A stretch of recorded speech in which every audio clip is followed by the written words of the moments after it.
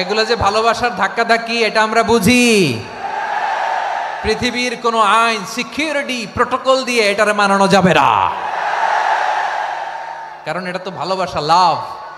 লাভ কোনো আইন কানুন দিয়ে বাধা যায় না, মানানো যায় না, ঠিক কিনা বলো?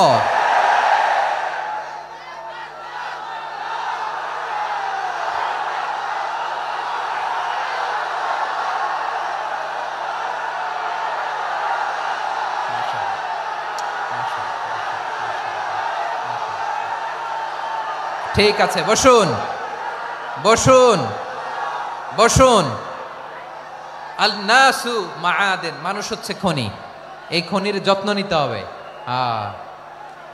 আমার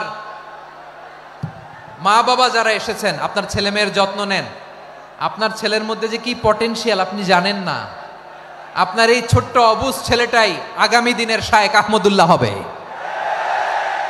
আপনার হেফজখানায় পড়া ওই ছোট্ট ছেলেটাই আগামী দিনের আল্লামা মামুনুল হক হবে।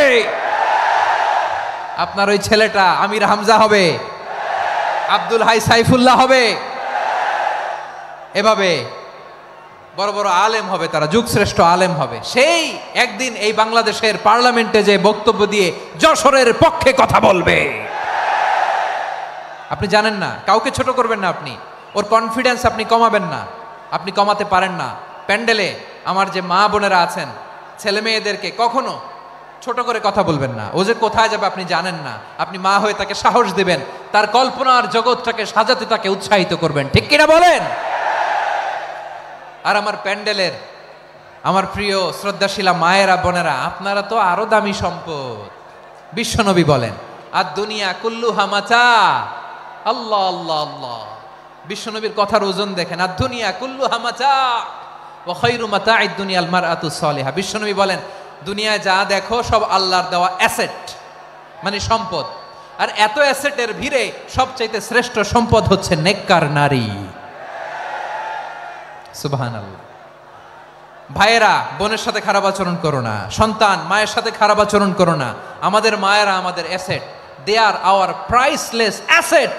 কারণ এই মায়েদের পেটে এসেছে আল্লাহর ওলিরা, এই মায়েদের পেটে এসেছে খান জাহান আলী, এই মায়ের পেটে এসেছে শাহজালাল ইয়ামানি, এই মায়ের পেটে এসেছে আল্লাহর সব নবীরা। নাকি নবীরা আকাশ থেকে ধপ করে জমিনে নেমে আসছে? মায়ের পেটে আসছে। এই মায়ের পেটগুলো খনি। আমার সম্মানিতা মায়েরা বোনেরা, নিজেকে ইসলাম দিয়ে সাজান, নিজেকে ইসলাম দিয়ে সাজান, নিজেকে পবিত্র রাখুন, নিজের আব্রু ইমান ইজ্জতের হেফাজত করুন, কোরআন পড়ুন, সুন্নাহ পড়ুন। আপনি জানেন না আপনার গর্ভে কে আসছে, কোন ক্ষণজন্মা পুরুষকে আল্লাহ তাআলা আপনার গর্ভে পাঠাবে আপনি জানেন না। মায়েরা নিজেদেরকে পবিত্র রাখুন, ইসলাম চর্চা করুন, কোরআন চর্চা করুন, নৈতিকতা দিয়ে নিজেকে সাজান। যশোরের জেনজি, নিজেদেরকে প্রস্তুত রাখো আগামীর বাংলাদেশের জন্য। নৈতিকতা, মোরালিটি, ভ্যালিউজ দিয়ে নিজেকে সাজাও, ইসলাম দিয়ে নিজেকে সাজাও, কারণ আগামীর বাংলাদেশ ইসলামের বাংলাদেশ। বাংলাদেশের আসল পরিচয় ইসলাম। বাংলাদেশের আসল পরিচয় কি? সবাই বলে না। বাংলাদেশের আসল পরিচয় কি? এই ইসলাম নিয়ে আমরা সংসদ ভবন সাজাবো, রাজি আছি না নাই? শেকড় ভুলে যাওয়া যাবে না। আমরা ধাপে ধাপে শারিয়া আইনের দিকে যাব ইনশাআল্লাহ, কিন্তু জঙ্গিবাদ দিয়ে নয়, কট্টরপন্থা দিয়ে নয়। আমরা ইন্টেলেকচুয়ালি, গ্রাজুয়ালি, ধাপে ধাপে শারিয়া আইনের দিকে মুভ করব ইনশাআল্লাহ। বলো লিল্লাহি তাকবীর। এদেশের আসল পরিচয় সবাই বলে না, আওয়াজ করে, এদেশের আসল পরিচয়। এদেশে আজান শুনে সূর্য ওঠে শহর গ্রামে, এদেশে আজান শুনে সূর্য ডোবে সন্ধ্যা নামে, এদেশে সকল কাজে সবাই বলে বিসমিল্লাহ, এদেশে ভালো কিছু দেখে শুনে হাসি মুখে সবাই বলে মাশা আল্লাহ, সুবহানাল্লাহ সুবহানাল্লাহ সুবহানাল্লাহ সুবহানাল্লাহ সুবহানাল্লাহ সুবহানাল্লাহ সুবহানাল্লাহ সুবহানাল্লাহ। ও নবীন তরুণ তোমার কিসের এত ভয়, জেনে রেখো বাংলাদেশের আসল পরিচয়। বাংলাদেশের আসল পরিচয় ইসলাম। আওয়াজ তুলে বলো, আসল পরিচয় কি? এদেশে পরস্পরে দেখা হলে দেয় সালাম, এদেশে আমজনতার হৃদয় জুড়ে পাক্কালাম, ঠিক কি না? এদেশে বিপদ এলে সর্বজনে সর্বক্ষণে দোয়া পড়ে ইন্না লিল্লাহ সুবহানাল্লাহ সুবহানাল্লাহ সুবহানাল্লাহ সুবহানাল্লাহ। এদেশে আজান শুনে সূর্য ওঠে শহর গ্রামে, এদেশে আজান শুনে সূর্য ডোবে সন্ধ্যা নামে, এদেশে সকল কাজে সবাই বলে বিসমিল্লাহ, এদেশে ভালো কিছু দেখে শুনে হাসি মুখে সবাই বলে মাশা আল্লাহ সুবহানাল্লাহ। আওয়াজ করে সুবহানাল্লাহ সুবহানাল্লাহ সুবহানাল্লাহ সুবহানাল্লাহ। সবাই একসাথে সুবহানাল্লাহ সুবহানাল্লাহ সুবহানাল্লাহ সুবহানাল্লাহ। এদেশের আসল পরিচয় কি? আওয়াজ করে বলতে ভয় লাগে। এদেশের আসল পরিচয় কি? ইসলাম দিয়ে আমাদের সংসদ ভবন চলুক, আমরা চাই কি চাই না? বঙ্গভবনে লা ইলাহা ইল্লাল্লাহর পতাকা উড়ুক, আমরা চাই কি চাই না?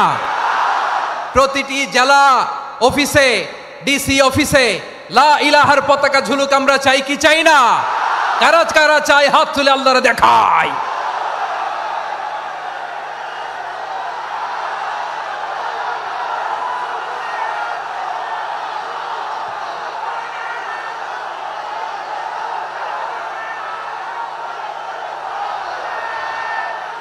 মাশাআল্লাহ মাশাআল্লাহ মাশাআল্লাহ মাশাআল্লাহ।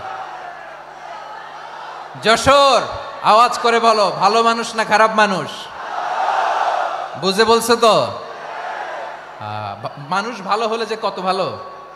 এই মানুষকে যত্ন নিলে, মানুষকে মানুষ বানালে যে সে কি হতে পারে শুনবা? হ্যাঁ, নাকি মোনাজাত দিয়ে দিব? শুনবা? তাহলে থামতে হবে। থামো, আমি যখন বলবো থামো থামো, তাকবীরের সময় দিলে তাকবীর, থামো থামো। মানুষকে যত্ন নিলে, এই এদিকে এদিকে, ড্রোন নামায় ফেলো। হয়েছে, ড্রোনের ফুটেজ হয়ে গেছে, এবার ড্রোন নামায় ফেলো। আমার দিকে তাকাও। মানুষকে, তোমরা এদিক সেদিক তাকালে তো গুরুত্বপূর্ণ পয়েন্ট মিস হয়ে যাবে। এদিকে এদিকে, হ্যাঁ মাসা ঠিক আছে, এদিকে। মানুষকে যত্ন নিলে মানুষের মধ্যে যারা কি পটেনশিয়াল রেখেছে, আমি জাপানের দুইটা উদাহরণ দেই। জাপানের, এই এই এভাবে এভাবে হবে, হয় বসো নয় পেছনে, কথা নাই, কথা তো বলাই যাবে না, হারাম কথা বলা। আজকে একেবারে চুপ, আজকের জন্য হারাম করে দিছে আমি, কিছু সময়ের জন্য একেবারে নিষিদ্ধ। জাপানের দুইটা উদাহরণ দেই, খেয়াল করে একটু শুনেন, বুঝবেন। আল্লাহ, 2022 সালে জাপানের সাথে জার্মানির খেলা, ফিফা ওয়ার্ল্ড কাপ 2022। এক পক্ষে জাপান, আরেক পক্ষে কোন দেশ? কথা শুনে নাই। এক পক্ষে কোন দেশ? আরেক পক্ষে? সবাই এক পক্ষে, আরেক পক্ষে। ওই খেলায় জিতেছিল জাপান, জিতেছিল 22 সালের এই ফিফা ওয়ার্ল্ড কাপে। জাপান ফুটবল খেলায় জিতে, as a part of their celebration তারা খেলার পরে পুরো স্টেডিয়ামটারে ক্লিন করে। The fan base of Japan, লক্ষ লক্ষ মানুষ খেলা দেখতে যায়, তো এত ডাস্টবিনও তো নাই, তো যারা ডাস্টবিনে জায়গা পায় নাই তারা এই যে চকলেটের প্যাকেট, পানির বোতল, চিপসের প্যাকেট তারা এদিকে সেদিকে রেখে দিয়েছে। জাপানের ভক্তরা, জাপানের ফলোয়াররা, as a part of their celebration তারা খেলার পরে পুরো স্টেডিয়ামের সব ময়লা আবর্জনা ক্লিন করে তারপরে বিদায় নিয়েছে। তাদেরকে কি ক্লিন করার দায়িত্ব দেয়া হয়েছিল? এই যশোর, জাপানের যে ছেলেরা খেলা দেখতে গেছিল ওদেরকে কি ক্লিন করার দায়িত্ব দিছিল? তারা কি স্টেডিয়ামের পরিচ্ছন্নতা কর্মী? তাদের আকল, তাদের সিক্স সেন্স তাদেরকে বলেছে। ছোটবেলা থেকে জাপান গভর্নমেন্ট ওদেরকে এত পরিচ্ছন্নতা শেখায়, ক্লিনলিনেস অ্যাওয়ারনেস ক্যাম্পেইন করায়, ক্লাসে আমি দেখেছি, ক্লাসে নিজের বেঞ্চ নিজে মুছে, ক্লাসের মাঝখানে একটা সময় দেয়, নিজের টেবিল নিজে মুছে, নিজের ক্লাসরুমটা নিজে পরিষ্কার করে, রাস্তাঘাটে একটা ধুলা নাই, ময়লা নাই, একটা টিস্যু নাই। খেলার পরে গোটা বিশ্বকে তাক লাগিয়ে দিয়েছে। জাপানের ফ্যানরা সবার রেখে যাওয়া গার্বেজ, টিস্যু, বোতল পরিষ্কার করে তারপরে স্টেডিয়াম থেকে বিদায় নিয়েছে। আমরা কেন এমন হইতে পারলাম না? আমরা কেন এমন হইতে পারলাম না? জাপানের যারা এগুলো করছে ওদের 3টা করে চোখ না? চোখ তো 3টা, জাপানো লাগো, জাপানো লাগো, হাত তো 4টা, কান তো 6টা। হ্যাঁ, নাকি আমার মতো 2 হাত 2 কানওয়ালা মানুষ? চোখে দেখলে ওটা মানুষ না। চিন্তা করছেন? তার মানে জাপানিজদেরকে যে গ্রুমিং করে শিখানোর মাধ্যমে পরিচ্ছন্ন বানানো গেছে, ওরা যেমনি মানুষ আমরাও মানুষ, আমাদের সন্তানদেরকে শেখালে তারাও পারবে। পারবে কিনা? 2 নম্বর উদাহরণ বলি। চট্টগ্রাম ফেনীতে যারা গিয়েছেন, মেঘনা গোমতী ব্রিজ প্রকল্প নাম শুনছেন? মেঘনা একটা ব্রিজ পার হওয়া লাগে। এই মেঘনা গোমতী, এখানে 3টা ব্রিজ, কাঁচপুর সহ এই 3টা ব্রিজের নির্মাণ কাজ, রেনোভেশনের কাজ দেয়া হয়েছিল জাপানের একটা কোম্পানিকে। কাকে? জাপানের কোম্পানি। নির্মাণ শেষে 738 কোটি টাকা বেঁচে গেছিল, এটা গভর্নমেন্টের হাতে দিয়ে তারা বিদায় নিয়েছে। কত টাকা?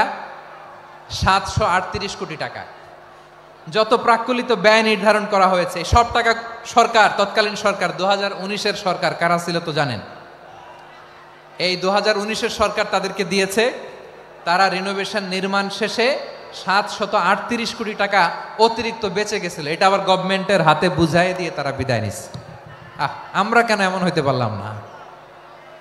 জাপানের ওরাও মানুষ, আমরাও মানুষ, তার মানে মানুষে মানুষে পার্থক্য আছে না নাই? আচ্ছা, জাপানের 2টা উদাহরণ দিলাম, এবার আমার দেশের 2টা উদাহরণ দিব না? বাংলাদেশের 2টা উদাহরণ দিই। 1 নম্বর উদাহরণ, গত সপ্তাহে আপনারা জানেন কক্সবাজার আমার একটা প্রোগ্রাম ছিল, তো হেলিকপ্টারে গিয়েছিলাম। ফেনী জেলা যখন পার হচ্ছি আমি দেখলাম 3টা উইন্ডমিল। উইন্ডমিল চিনেন তো? বিশাল পিলার, 3টা 4টা পাখা থাকে। বায়ু বিদ্যুৎ কেন্দ্র, বাংলাদেশের প্রথম বায়ু বিদ্যুৎ কেন্দ্র এটা। মুহুরী প্রজেক্ট বলে এটার, সম্ভবত মুহুরী প্রজেক্ট।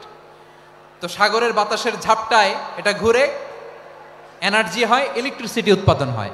তো আমি পাইলটকে বললাম, ভাই এগুলো থেকে কেমন ইলেকট্রিসিটি উৎপাদন হয়? কয়, হুজুর একটু হয় না, কিছুই হয় না। কিছুই হয় না মানে? বলে, হুজুর বাংলাদেশে যত উইন্ডমিল আছে এটার পাখা একটাও ঘুরে না। আল্লাহ, বলেন কি? তাহলে এই যে কোটি কোটি টাকা ব্যয় করে যে উইন্ডমিল, কয় হুজুর ভিতরে ফিটফাট, উপরে ফিটফাট, ভিতরে সদরঘাট। তার মানে কোটি কোটি টাকা দিয়ে এই উইন্ডমিল বানায়, এখানে কিছু নাই। দুর্নীতির আড্ডাখানা, আখড়াখানা বাংলাদেশ, ঠিক কিনা বলেন? হায় রে, জাপানিজরাও মানুষ, আমরাও মানুষ। আমার এক নিকটাত্মীয় সরকারি চাকরিজীবী, উনি আমাকে বললেন, বাংলাদেশের আরেকটা উদাহরণ দেখি। উনি আমাকে বললেন যে প্রতি বছর আমাদের অফিসের ফার্নিচার চেঞ্জ করে। আমি বললাম, প্রতি বছর ফার্নিচার চেঞ্জ করে কেন? বলে যে ফার্নিচার নতুন পারচেজ করলেই তো এখানে টাকা, নতুন কিনতে পারলেই টাকা, নতুন উন্নয়নের সবক শোনাতে পারলেই টাকা। প্রথম আলোর রিপোর্ট, কি আলো? প্রথম আলোর রিপোর্ট, গত 15 বছরে উন্নয়নের নামে লুটপাট হয়েছে প্রায় 3.25 লাখ কোটি টাকা। কার রিপোর্ট? আমাদের বানানো কথা? প্রথম আলোর রিপোর্ট। গত 15 বছরে কারা ছিল জানেন তো? হ্যাঁ, শুধু ওনাদেরকেই দোষ দিয়ে লাভ নাই। স্বাধীনতার পর থেকে শুধু শাসকের হাত বদল হয়েছে, আমরা কিছু পাই নাই, ঠিক কিনা বলেন? শুধু ওনাদের দোষ দিয়ে কি লাভ? একদল খাইছে, আরেক দল খাওয়ার জন্য রেডি হয়ে আছে। আমরা এরকম চাই না। আমরা চাই স্বাধীন সার্বভৌম বাংলাদেশ। আমরা চাই দুর্নীতিমুক্ত বাংলাদেশ। আমি নিউজটা যে কতবার বললাম, এটা কি সম্ভব? 3.25 লাখ কোটি টাকা লুটপাট, মানে লুটপাট করতে করতে এদেশের জনগণকে ফুটপাতে বসায় দিচ্ছে। প্রিয় ভাইয়েরা, তাহলে জাপানের মানুষও মানুষ, আমরাও মানুষ। সিদ্ধান্ত আপনার, কোন মানুষ হবেন, ভালো মানুষ না খারাপ মানুষ? আজকের আলোচনার বিষয় হচ্ছে মানব সম্পদের উন্নয়ন, human resource development. It's a process to increase the capacity of knowledge, skill, capacity of the people of a country.